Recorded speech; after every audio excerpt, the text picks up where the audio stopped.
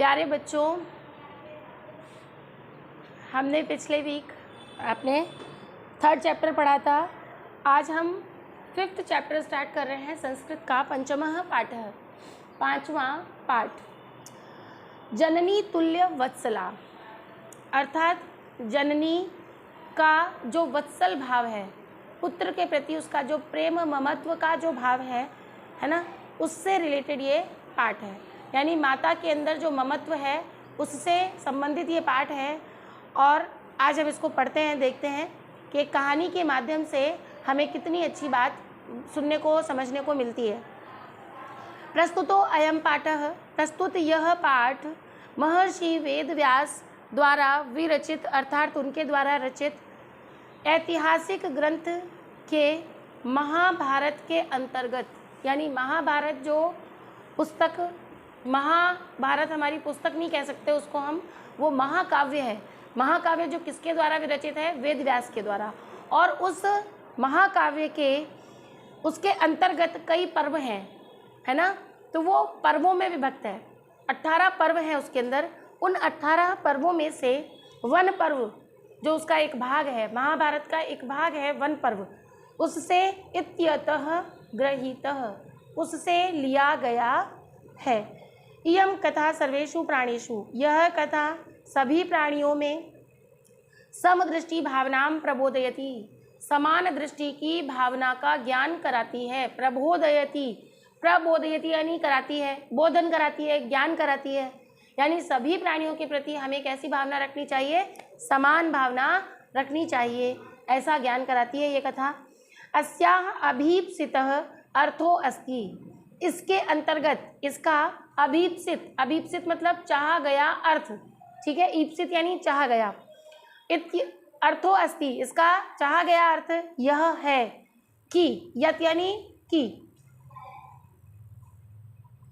समाजे विद्यमानान दुर्बलान प्राणिनः प्रति अपि, देखिए यहाँ पे प्रत्यपि का क्या हो जाएगा? संधि विच्छेद। प्रतिधन अपि, ई का यह बना है, यण संधि है यहाँ पर, कि समाज में विद्यमान दुर्बल प्राणियों के प्रति भी, प्रतिधन अपि प्रति भी यानी उनकी ओर भी, मातुः वात्सल्यम प्रकर्षणेव भवति, माता का वात्सल्य यानी माता का प्रेम, माता का दुलार, माता का लाड़ आप कह सकते हो, क्या होता है?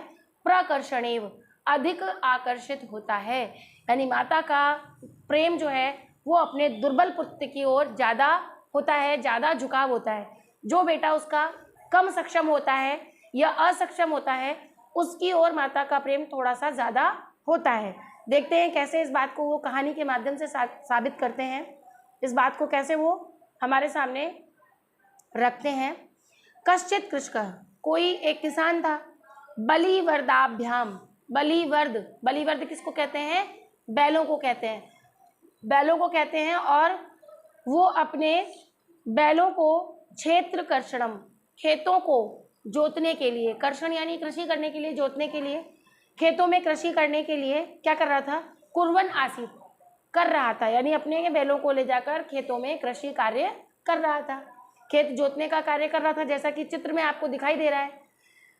तयोः, अब देखिए, स तौ ते तम तौ तान तेन ताभ्याम तई तस्मै ताभ्याम तेभ्यः तस्य तयो तेषाम तस्मिन् तयो तेषु। तयो किस में आता है? एक तो षष्ठी और एक सप्तमी, दोनों का द्विवचन, षष्ठी और सप्तमी विभक्ति का द्विवचन रूप है। तो इसका मतलब क्या है? तयो यानी वे दोनों, बलिवर्दयो यानी कि बैल, वे दोनों बैल, ठीक है। उन दोनों बैलों में, देखिए सप्तमी विभक्ति है में, तुलना करने के लिए, अर्थ बताने के लिए क्या? में अर्थ के लिए यहाँ पर सप्तमी विभक्ति द्विवचन का यूज किया गया है कि दोनों बैलों में से एक शरीरेण, शरीरेण यानी शरीर के द्वारा। अब देखिए दुर्बलता को बता रहा है, आपने पढ़ा है अंग विकार के योग में तृतीया विभक्ति आती है, तो शरीरेण यानी शरीर के द्वारा, शरीर के द्वारा दुर्बलः, दुर्बल जवेन, जवेन हो गया था, है ना, एक शरीर के द्वारा दुर्बल हो गया था, जिससे क्या हुआ? गंतुम अशक्तम च आसीत, दुर्बल था। और गंतुम, गंतुम तुमुन प्रत्यय के लिए, तुमुन प्रत्यय का अर्थ क्या होता है? के लिए, तो गंतुम जाने के लिए, अशक्त, देखिए म में हलंत लग जाएगा और मैं का अ अलग हो जाएगा। ध्यान से देखिए, आपकी पाठ्य पुस्तक पे ध्यान दीजिए, कि जब हम इसका अलग करेंगे इसको तो गम धातु है यहाँ पर, तुमुन प्रत्यय है ना। गंतुम में प्रकृति प्रत्यय पूछेगा तो अपन क्या बताएंगे, गम धातु तुमुन प्रत्यय। फिर आगे देखिए, तुमुन में गंतुम में म हलंत हो जाएगा और मैं में हलंत लगते ही अ जो है इसमें छुपा हुआ वो अलग हो जाएगा। तो यहाँ पर शक्त जो है ना, शक्त से पहले क्या आ जाएगा, अ आ जाएगा। गंतुम अशक्त च आसीत, और अशक्त में विसर्ग लगेगा, अशक्त में विसर्ग लगेगा तो अशक्त में विसर्ग लगेगा, अशक्त में विसर्ग लगने के बाद में ये श का विसर्ग का श बना है। क्या बना है, विसर्ग का श बना है। अर्थात यहाँ पर क्या है, और विसर्ग के बाद में च आ रहा है, तो विसर्ग के बाद में जब च वर्ग आता है तो श्चुत्व संधि होती है, स्तो शुना श्चु, इसका सूत्र है। तो यहाँ पर विसर्ग का श कैसे बना, आपको समझ में आया बच्चों। च धन आसीत, यहाँ पर दीर्घ संधि है, च और अ, च धन आसीत दोनों तरफ अ आ रहा है तो अ का बड़ा आ बन गया। इसी तरीके से ग्रामर को आप व्याकरण को अप्लाइड ग्रामर के रूप में ही पढ़िए। व्याकरण को जितना ज़्यादा आप पाठों के साथ में लेकर के सीखेंगे और पढ़ेंगे उतना ज़्यादा आपको समझ में आएगा। अगर आप व्याकरण को अलग से याद करने की, रट्टा मारने की कोशिश करेंगे, कभी व्याकरण समझ में नहीं आएगी, न ही कभी आपको इसके रूल्स, इसके नियम याद हो पाएंगे। अतः कृषकः तम दुर्बलम वृषभम तोदनेन नुद्यमानः अवर्तत। तो वो क्या कहता है कि गंतम मतलब जाने में, वो उसका जो बैल था वो कैसा था, अशक्त था, इसलिए वो जाने में असमर्थ था, अशक्त था। अतः कृषकः तम दुर्बलम वृषभम तोदनेन नुद्यमानः अवर्तत, इसलिए कृषक उस दुर्बल बैल को, तम यानी उस, है ना, उसको, उस दुर्बल बैल को तोदनेन, तधन उदनेन, तोदनेन नुद्यमानः, डंडे से उसको हाँकने का प्रयास कर रहा है ना, अवर्तत कर रहा था। सह ऋषभ हल मूढ़वा गंतुम अशक्तत, और उसने उसको जोत दिया, हल में जोत दिया उसको, और वो जो वृषभ था वो, देखिए यहाँ पे ऋषभ की जगह वृषभ आना चाहिए। हलम ऊढ़वा, हल को उठाने में, ऊढ़वा यानी उठाने में, गंतुम उठाकर चलने में, ले चलने में उसको अशक्त था। क्षेत्रे पपातत, खेत में गिर गया, खेत में गिर गया। क्रुद्धः कृषि वलः, नाराज हुआ किसान, तम उत्थापयितुम, उसको उठाने के लिए, बहुबारम बहुत बार, यत्नम अकरोत, यत्न किया, उसने उसको उठाने में बहुत बार यत्न किया, अर्थात बार बार प्रयत्न किया कि ये उठ जाए, मारा पीटा उसको, है ना, हो सकता है छड़ी रखी हो उसकी पीठ पे। तथापि वृषः नोत्थितः, लेकिन फिर भी बैल नहीं उठा। भूमौ पतिते स्वपुत्रम दृष्ट्वा, भूमि पर गिरे हुए अपने, स्वपुत्रम अपने पुत्र को, दृष्ट्वा देख कर, अब दृष्ट्वा में त्वा प्रत्यय है, आधक त्वा, उसको क्या बोलते हो तुम लोग, कत्वा, हालांकि वो कत्वा नहीं होता है, क को मन में बोला जाता है त्वा, तो यहाँ पर त्वा प्रत्यय है। सर्वधेनुनां मातुः, सभी गायों की माता, सभी गायों की माता कौन थी, सुरभि। नेत्राभ्याम अश्रुणी, नेत्राभ्याम अश्रुणी, मैं में ए जुड़ा हुआ है, फिर से देखिए यहाँ पर, तो अपने आंखों में आंसू, आंसू भरकर क्या हुआ, उसके आंसू अविसारन, अविरासन बहने लगे, है ना, उसके आंखों से आंसू बहने लगे। सुरभि इमाम अवस्था, सुरभि की इस अवस्था को, दृष्ट्वा देखकर, सुराधिप, सुरों के, सुरों यानी देवताओं के, अधिप यानी राजा, देवताओं के राजा कौन थे, इंद्र। तो यहाँ सुराधिप जो पर्याय शब्द है, किसका पर्याय है, इंद्र का पर्याय है। तो देवताओं के राजा इंद्र ने ताम पृच्छत, उसको पूछा, ताम धन अपृच्छत, ताम में मैं हलंत्य है और अ अलग हो जाएगा, तो ताम अपृच्छत, उसको पूछा, क्या पूछा, ऐ शुभे, हे शुभ लक्षण वाली, ये एक संबोधन है, यहाँ पे दिख रहा है आपको, संबोधन चिन्ह का प्रयोग किया गया है। तो हे शुभे अर्थात हे शुभ लक्षण वाली, हे शुभ कर्म वाली, शुभ कर्म वाली गाय का संबोधन किया है। क्यों कहा है, क्योंकि गाय हमेशा सबका भला करती है, हमेशा सबका हित करती है, कभी भी किसी का बुरा नहीं चाहती, वो माता के समान अपने बालकों का पालन पोषण करती है। तो क्या कहा, किम एव रोदृषि, क्यों रो रही हो, उच्यताम कहो, इति, इस प्रकार से, साच, फिर वो बोली, कौन बोली, सुरभि बोली, क्या बोली, विनिपातो न व कश्चित दृश्यते, विनिपातो बुरी तरह से गिरे हुए इसको वह वे लोग सभी लोग कोई भी नहीं देखते हैं। क्यों नहीं देखते हैं? न दृश्यते, नहीं देखते हैं, यानी वो गिर गया है कमजोरी के कारण, उठ नहीं पा रहा, चल नहीं पा रहा, फिर भी उस पर कोड़े बरसाए जा रहे हैं। उस गिरे हुए की प्रति भावनाएं नहीं हैं, उसको कोई नहीं देखता। क्यों नहीं देखता? त्रिदशाधिप, तीनों दिशाओं में, तीनों दशाओं में, यानी किसी भी तरह की स्थिति में हो, उसे गिरे हुए को, यानी गिरे हुए को कोई कभी नहीं देखता, यानी दलित व्यक्ति को कोई कभी नहीं देखता, दुखी और परेशान व्यक्ति को कोई कभी क्यों नहीं देखता? ये प्रश्न खड़ा किया किसने? सुरभि ने। किसके सामने? राजा इंद्र के सामने। अहम तो पुत्रम शोचामी, मैं तो पुत्र का सोच कर रो रही हूँ, मुझे उसकी चिंता हो रही है। शोच यानी चिंता, है ना? मुझे उसकी चिंता हो रही है, इसलिए मैं अपने पुत्र को देखकर रो रही हूँ। तेन रोदिनी कौशिक, और उसके द्वारा रोते हुए को देखकर, उस रोते हुए को देखकर ही मैं रो रही हूँ, अर्थात उस रोते हुए पुत्र को देखकर मुझे रोना आ रहा है, उसकी दशा को देखकर मैं चिंतित हूँ। भो वासव, अब वो क्या कहती है? हे वासव, हे इंद्र, पुत्रस्य दैन्यम दृष्ट्वा अहम रोदिनी, मैं तो अपने पुत्र की इस दीन अवस्था को, इस दुखी अवस्था को देखकर रोती हूँ, रो रही हूँ। सह दीन इति, वह दुखी है, वो दीन है, बेचारा हो रहा है। जानान अपि, इति जानान अपि, ऐसा जानते हुए भी, है ना? इति जानात अपि तथा दध न पंचम वर्ण बन गया है, अनुनासिक संधि है। अनुनासिक पंचम वर्ण, दो पंचम वर्ण जब एक साथ दिखाई देते हैं, डबल न दिख रहा है आपको यहाँ पर, जानान अपि, तो इसका संधि विच्छेद जब हम करेंगे तो क्या हो जाएगा? जानात धन अपि, तय हलंत होगा, और उस हलंत तय का ही न बना है, डबल न बना है, पर सवर्ण, बाद वाले का सवर्ण, और किसका सवर्ण करेंगे? तय का जो वर्ण आ रहा है उसी का पंचम वर्ण सवर्ण कर दिया हमने, यानी उसी का पंचम वर्ण सवर्ण हो गया, तथा दधन पंचम वर्ण बन गया। कौन सी संधि हो गई? अनुनासिक अनुनासिक परसवर्ण संधि, ठीक है।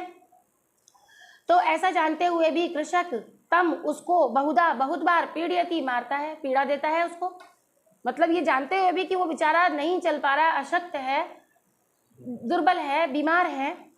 सकृच्छ्रेण, कृच्छ श्रेण, है ना, यानी हल से, कृषि करने वाला जो हल है उसमें भारम उद्भवती, उससे और अधिक भार ढुआ रहा है, वो तो अपने शरीर से चलने में ही असमर्थ हो रहा है, और उस पर हल को और जोत दिया, अर्थात उसके ऊपर हल्का भार डाल दिया।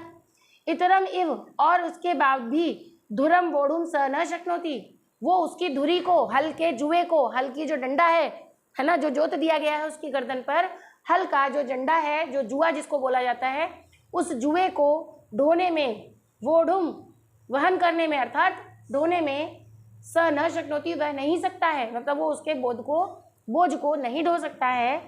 एतद भवान पश्यति, ये सब आप देख रहे हैं, पश्यति ना, क्या आप ये सब नहीं देख रहे हैं? इति प्रत्यय अवोचत, प्रतिधन अवोचत, ऐसा उसने उसकी ओर कहा, किसकी ओर? इंद्र की ओर कहा। भद्रे नूनम, अच्छा निश्चित ही, सहस्राधिकेषु पुत्रेषु, क्या कहा इंद्र जी, क्या कहते हैं? देखिए, नूनम, निश्चित रूप से ऐसा ही है जो तुम कह रही हो, ठीक है। सहस्राधिकेषु, सहस्त्र यानी हजार, हजारों से भी अधिक, अधिकेषु हजारों से भी अधिक, पुत्रेषु पुत्रों के होने के बाद भी, सत्वस्वपि तव, तुम्हारे अंदर, तुम्हारे द्वारा, अस्मिन एव, इस पर ही, अस्मिन एव, फिर से वही आ गई अनुनासिक परसवर्ण संधि, कि इस पर ही, एतादृशम वात्सल्यम कथम, इस पर ही इतनी वात्सल्यता क्यों, इस पर ही इतना प्रेम क्यों? इंद्र ने पूछा, तुम्हारे तो हजारों पुत्र हैं, इतने सारे खेत जोत रहे हैं, कोई कहीं है, कोई कहीं है, काम कर रहा है, कोई गाय धो रहा है, कोई बोझा ढो रहा है, कोई बैलगाड़ी में जोता हुआ है, बैलगाड़ी चला रहा है, तो हजारों पुत्रों के होते हुए भी इस पुत्र पर ही इतनी ममता क्यों, इस पुत्र के प्रति ही विशेष प्रेम क्यों, वात्सल्यता क्यों? ऐसा इंद्र ने पूछा। अब देखिए सुरभि क्या उत्तर देती है। यदि पुत्र सहस्त्रम में, यदि मेरे 1000 पुत्र हैं, सर्वत्र सम एव में, समम एव में, वो सभी मेरे लिए समान ही हैं, समम इव में, ई का ए बना है, यहाँ गुण संधि है, समम धन इव, सममेव, सममेव में ई का ए बना है, गुण संधि है, ई का ए, ऊ का ओ, री का अर, री का अल बनता है। तो समम एव में, यानी मेरे लिए वो सभी समान है। हजारों पुत्र है और वो सभी क्या है मेरे लिए, समान है। दीनस्य तु सतः शक्रः, दीन है शक्र। देखिए शक्र जो है ये भी इंद्र का संबोधन है। शक्र किसको कहा गया है, शकारी, शक्रों का अंत करने वाला शकारी, यानी राक्षसों का अंत करने वाला कौन, राजा इंद्र। तो शक्र जो है वो भी यहाँ पर किसके लिए आया है, इंद्र के लिए आया है। दीनस्य तु सतः, यह पुत्र तो मेरा क्या है, दीन है, बेचारा है, बीमार है, अपाहिज है, चलने में असमर्थ है, दुर्बल है, कमजोर है। पुत्रस्या भी अधिका कृपा, इसलिए इस पर मेरी अधिक कृपा है। अब सुरभि ने एक्सप्लेन कर दिया, उस बात का वर्णन कर दिया कि मुझे उस पर क्यों दया आ रही है, उसके प्रति अधिक प्रेम क्यों उत्पन्न हो रहा है, क्योंकि वो दीन है। बहूनी अपत्यानि, देखिए यहाँ पर संधि विच्छेद ध्यान से देखिएगा। बहूनी अपत्यानि, अपत्य क्या होता है, संतान। अब बहूनी, यहाँ पर भी ई की मात्रा आएगी, यानी ई का यह बना है। शब्दों को पुस्तक में देखिए ध्यान से, पुस्तक पर ध्यान दीजिए कि बहूनी अपत्यानि, ई का यह बना है, यण संधि है। अत्यधिक, बहुत सारी संतानों के होते हुए भी, मैं मतलब मेरी, संतीति, मेरी बहुत सारी संतानें हैं। सत्यम, सत्य है, सत्य है कि मेरी बहुत सी संतानें हैं। तथापि अहम एतस्मिन् पुत्रे, तथापि अहम, तथाप्यहम, दिख रहा है आपको, तथापि धन अहम, यहाँ पर भी ई का यह बना है, यण संधि है। एतस्मिन् यानी इस पर, इस पुत्र पर, विशिष्य विशिष्ट, आत्मवेदना अत्यधिक प्रेम, मेरा अधिक प्रेम इसके प्रति है। अनुभवामी, मैं अनुभव करती हूँ, इसके प्रति अधिक प्रेम अनुभव करती हूँ। यह तो क्योंकि ही अयम अन्येभ्यो दुर्बल है, क्योंकि ये अन्यों से दुर्बल है। आ गया समझ में आपको, पूरा एक्सप्लेन कर दिया उसने कि निश्चित रूप से मेरे सैकड़ों पुत्र हैं, हजारों पुत्र हैं, बहुत सारे पुत्र हैं, हजारों संतानें हैं, लेकिन ये अन्यों से दुर्बल है, अन्यों से कमजोर है, इसलिए इसके प्रति मेरे मन में क्या है, विशेष प्रेम है, विशेष ममता है।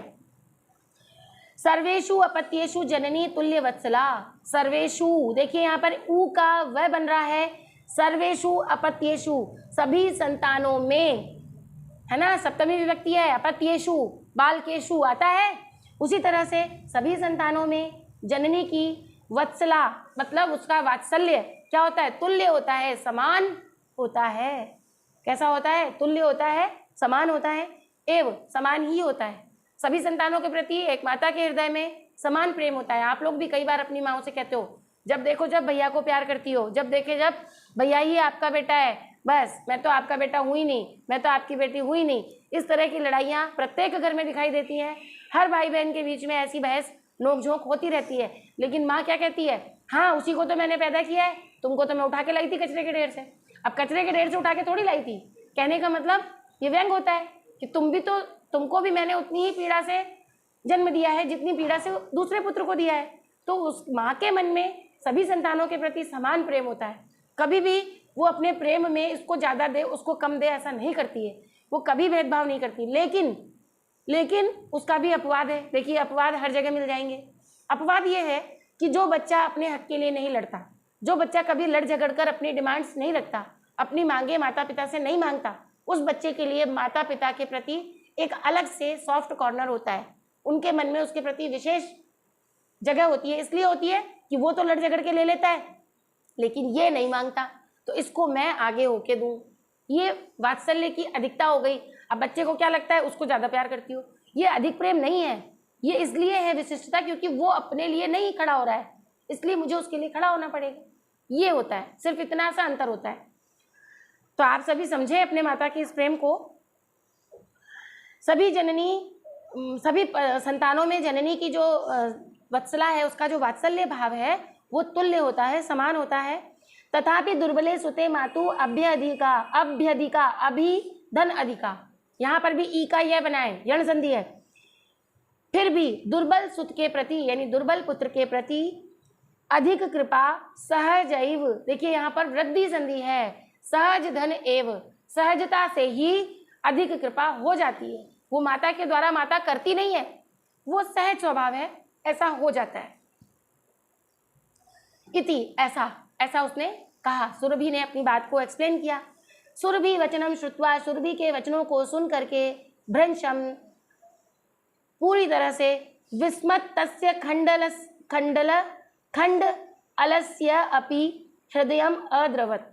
ऐसा सुनकर, सुरभि के वचनों को सुनकर भ्रंशम बहुत अधिक, भ्रंशम मतलब बहुत अधिक, विस्मित होते हुए अखंड जो कभी टूटते नहीं थे ऐसे इंद्र, उनका हृदय भी क्या हो गया, द्रवित हो गया। उनका हृदय भी दुखी हो गया कि अच्छा ये कारण है, माता वास्तव में अपने पुत्रों को हर हाल में प्रेम ही करती है। सच ताम एवं अशांतवत, और फिर उन्होंने उसको, सुरभि को क्या किया, शांत किया, उनको चुप किया, शांत किया। गच्छ वत्से, जाओ पुत्र, सर्वम भद्रे जायेत, सभी का कल्याण हो, ऐसा आशीर्वाद उन्होंने दिया कि सबका कल्याण हो। अब ऐसा कहने से हो सकता है जो बीमार व्यक्ति था उसकी बीमारी दूर हो गई, वो जो बैल दुखी और परेशान था, अपने शरीर से पीड़ित था, उसका दुख दर्द दूर हो गया होगा, क्योंकि पहले आशीष में, आशीर्वादों में भी इतनी ताकत हुआ करती थी, क्योंकि लोग सच्चे होते थे और वो सच्चे मन से जब किसी को आशीष दे जाते थे वो आशीष निश्चित ही फलीभूत होता था। और आज भी आप देखिए, भले ही आपको कोई धन संपदा ना दे, भले ही आपकी कोई मदद ना करे, लेकिन यदि आपके साथ बड़ों का आशीष है, बड़ों का आशीर्वाद है, तो निश्चित ही आपके मार्ग में आने वाली बाधाओं को आसानी से आप पार कर सकते हो और उन बाधाओं का सामना करने की आप में शक्ति आती है। ये उस आशीष का ही प्रताप होता है, उस आशीष का ही फल होता है। अचिरादेव चंडवातेन मेघवहिश्च सह प्रवर्षः समजायत। अब अचिर काल तक, बहुत समय तक, चंडवातेन, अब अचानक से क्या हुआ, अचानक ही वहाँ पर चारों ओर तेज तेज हवा चलने लगी, मेघ गरजने लगे, बादल गरजने लगे, और उसके साथ साथ सह क्या हुई, प्रवर्षः समजायत, बहुत तेज बारिश शुरू हो गई। अब जब बारिश शुरू हो गई, अब इसको रिलेट क्यों किया यहाँ पर, उन्होंने वर्षा होने का आशीष दिया, सब तरफ सुख समृद्धि फैल जाए, क्यों कहा, इसलिए ताकि वर्षा होने से मिट्टी गीली हो जाएगी, मिट्टी गीली हो जाएगी तो बैलों को हल चलाने में कठिनाई नहीं होगी। कठोर भूमि पर हल चलाना कठिन होता है, और सॉफ्ट नरम भूमि है, गीली हो जाएगी, नरम हो जाएगी, तो बैलों को ज़्यादा हल को खींचने में मुसीबत नहीं आएगी। वर्षा होने लगी। लोका नाम पश्यताम एव, चारों तरफ लोगों ने देखा, सर्वत्र जलोप्लवः संजात, चारों ओर जल ही जल हो गया, अर्थात जो जल की कमी थी वो वर्षा ने पूरित कर दी, वर्षा ने उस कमी को पूरा कर दिया। कृषक हर्षित अतिरेकेण कर्षणम विमुख, और कृषक जो किसान थे वो हर्ष की अतिरेक यानी अधिकता से बहुत अधिक खुश हुए, और उन्होंने खेती वेती छोड़ी और सन वृषभ, उन दोनों बैलों को लेकर नीतवा, वर्षा होने लगी, अब भीगते भीगते तो कुछ काम होगा नहीं, तो उनको लेकर घर आ गया। अब उसका इलाज पानी करेगा, उसको खिलाएगा पिलाएगा, उसकी बीमारी को दूर करेगा, है ना। उसके बाद पुनः वो मजबूत हो जाएगा, ताकत आ जाएगी और फिर से वो काम करने लगेगा। अब देखिए, अपत्येषु च सर्वेषु जननी तुल्य वत्सला, अपत्येषु सभी संतानों में, और सभी संतानों में जो जननी है उसका समान ही वात्सल्य होता है। ये सूक्ति है पुत्रे दीने तु सा माता कृपार्ध हृदया भवे। दीने पुत्रे यानी पुत्र जो ऐसा जो दीन हो, दुखी पुत्र हो, तो दुखी पुत्र में जो दीन पुत्र है उसमें सा माता, उस माता की कृपा अधिकता होती है, उसकी माता की कृपा अधिक होती है। क्यों होती है, वो होती ही है, सहज है, ऐसा होता ही है कि दीन पुत्र, परेशान पुत्र, जो दुखी है, दीन है, गरीब है, शरीर से, धन से, किसी भी तरह से वो कमजोर है, तो उसके प्रति माता पिता का लगाव कुछ अलग सा होता ही है, और वो आखिर तक भी उसकी मदद करने का प्रयास करते हैं। ठीक है, नेक्स्ट वीडियो में हम इसका क्वेश्चन आंसर्स वगैरह जो है, इसके एक्टिविटीज़ जो हैं वो डिस्कस करेंगे। और अभी इस वीडियो में आप लोग इस पाठ को ध्यान से पढ़िएगा, और जो पाठ आपके विषयांतर्गत लाए जाते हैं उन पाठों को समाहित करने का उद्देश्य जो होता है, अगर उन उद्देश्यों की पूर्ति नहीं होती है, शिक्षा की जो मूल उद्देश्य है, शिक्षा का जो मूल उद्देश्य है आपके व्यवहार में परिमार्जन, आपके व्यवहार में सुधार, और यदि वो सुधार नहीं होता है तो शिक्षा उद्देश्य विहीन हो जाती है, उसका कोई औचित्य नहीं रह जाता, और हमारा पढ़ाना भी आपके लिए औचित्य विहीन हो जाएगा। यदि आप हमारी मेहनत की, आपके जीवन की सार्थकता करना चाहते हैं तो कृपा करके इनमें जो छिपी हुई शिक्षाएं हैं उनको अपने जीवन में उतारने का प्रयास करें, और मैं उम्मीद करती हूँ कि हमारे बच्चे ऐसा ज़रूर करेंगे, क्योंकि मुझे पता है आप सब बहुत अच्छे हो और बहुत अपने माता पिता से प्यार करते हो। तो ज़रूर इस बात को समझिएगा और ध्यान से इस पाठ को पढ़िएगा। ठीक है बच्चों।